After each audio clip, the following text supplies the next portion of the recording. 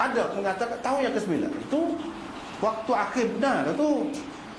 Akhir benar dah tu. Sebab tahun yang ke-10 masuk 11 Nabi SAW sudah wafat. Mana itu hak akhir.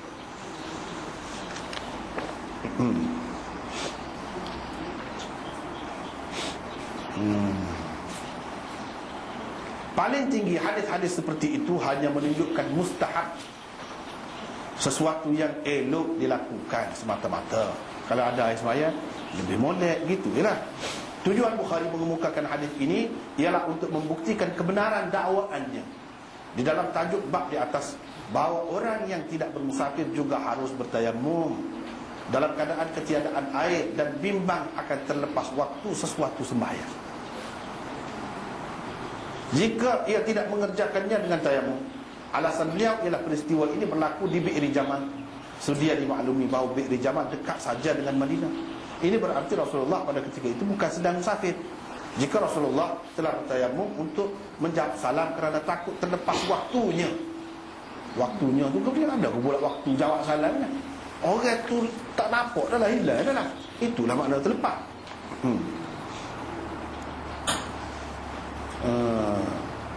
Padahal tayamum atau wuduk bukanlah syarat untuk sahnya jawab salam atau zikir-zikir yang lain. Maka dalam keadaan ketiadaan air dan kebimbangan akan terlepas waktu sesuatu sembahyang, lebih-lebih lagi lah seseorang itu boleh bersembahyang dengan bertayamum. Sebab bersuci adalah syarat untuk sah sembahyang. Lagi lah syarat tu. Baiklah, itu ringkasnya antara panduan dan pengajaran yang dapat diambil daripada hadis ini. Ada beberapa pengajarannya. Yang pertama, keharusan bertayamum untuk orang bermukim dalam keadaan ketiadaan air, tak sakit pun, tak musafir pun, asalkan tidak ada air, ataupun tidak dapat mengambil air. Itu termasuklah. Yang kedua, harus bertayamum dengan menepuk kedua belah tangan di atas batu. Harus atas batu. Alasannya ialah dinding rumah di Madinah diperbuat daripada batu-batu hitam. Umumnya batu harrah. Harrah tu batu yang kerana kuat sangat kena panas kan dia jadi hitam. Kebanyakan batu di Madinah tu dia hitam. Orang ambil batu tu buat rumah. Itulah pegangan Imam Bukhari pun batu.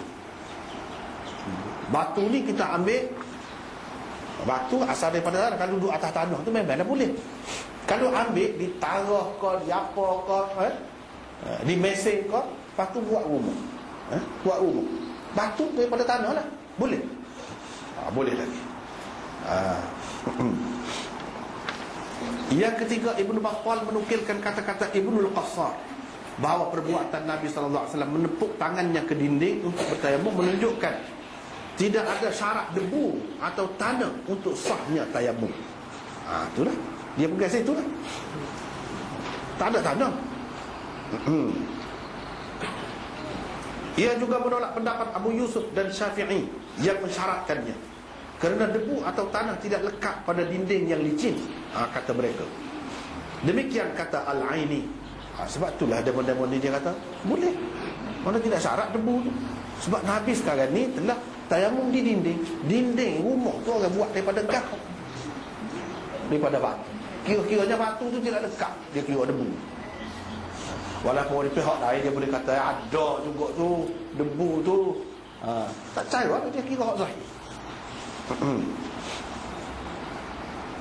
Yang keempat, Imam Tahawi membuat kesimpulan daripada hadis ini tentang keharusan bertayamum untuk sembahyang jenazah atau sembahyang 2 hari raya dalam keadaan dibimbangi ia akan terlepas jika seseorang berwuduk terlebih dahulu. Kalau nak ambil air sembahyang makan masa juga kan. Ni sembahyang ni nak habis dah. Ataupun takut kita tak ada. Bagi mereka ni boleh tayamum pergi sembahyang. Sembahyang jenazah ke apa pun boleh. Apa sebab yang jadi gini ni? Dia ada latar belakang juga. Banyak kalau lah. Kalau dalam mazhab Hanafi, dalam mazhab Malik, dia dikubur tak boleh sembahyang dah. Apabila orang tanam mayat tu tak boleh dah. Semaya atas kubur tu tak boleh. Dan dia semaya sekali, ramai-ramai sekali. Sudah. Tak ada banyak kali akak sana akak sini. No. Tak ada lagu tu. Tapi Syafi'i boleh. Dan orang sependapat dengan dia boleh. Dengan sebab itu, apa yang duduk gaduhnya nak tayamumnya? Kalau masuk dalam kubur dah, orang tanam dah boleh lagi semaya jenazah atas kubur tu. Dia faham gitu. Dia buat ni apa yang gaduh? Yang boleh tayamum. Sebab tak boleh dah semaya situ. Itu benda. Maknanya orang semaya atas kubur, semaya mayat atas kubur tu tidak disepakati, bukan semua tengok. Tapi ada yang tengok nak pakai boleh. Cuma nak tahu hak mana hujah kuat, nanti apabila sampai tempat dia, lah ni tak sampai lagi. Ni baru sini.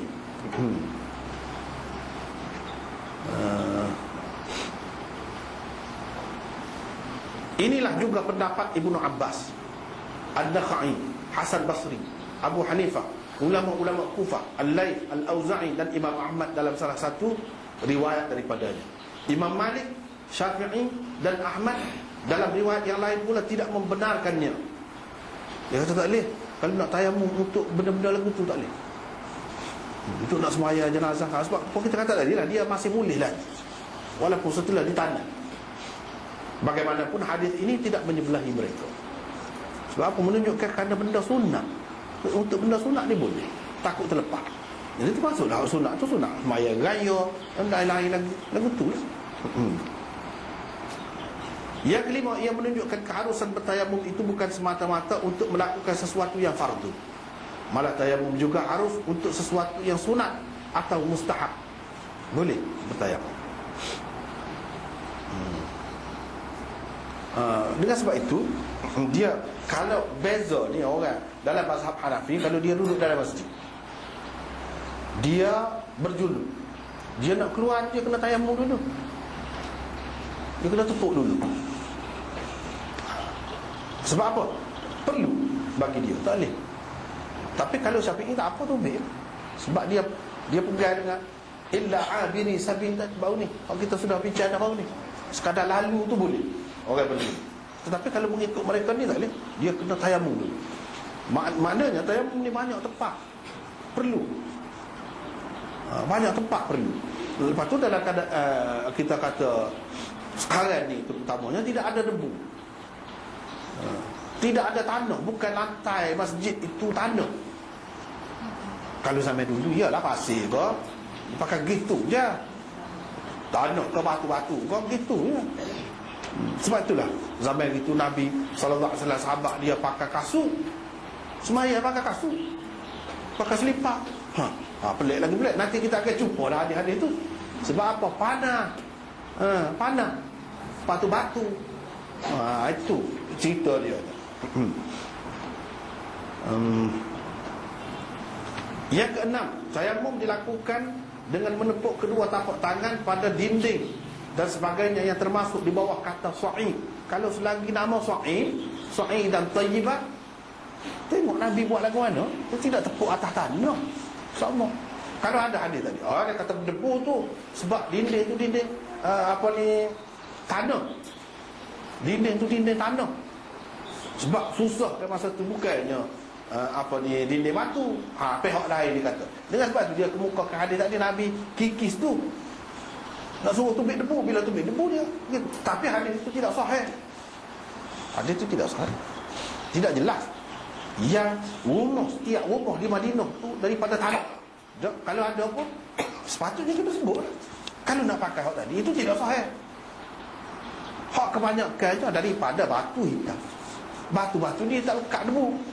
Itulah dia bawa kata. Lepas tu dia sudah terpisah. Dan kalau kata batu, batu tu orang ambil, dia cabut daripada tanah ni. Lepas tu ditaruh di mesin, di apa, kalau kita sekarang ni mesin lah. Lepas itu ditaruh supaya sesuai jadi dinding itu. Bermakna sudah dipindah daripada tempat tu. Atas dasar ni lah orang yang mengatakan pindah. Misalnya tanah setempat tu kita ambil, awak pergi naik atas pita tu, dalam wak tu, kita pun boleh pindah. Tengok batu sekarang ni pun sudah dipindah juga. Tu Nabi tu tayamum. Ataupun tanah lain, lepas tu buat dinding. Kalau kita kata daripada tanah, sudah pindah juga. Nabi sudah bertayamum, mana boleh.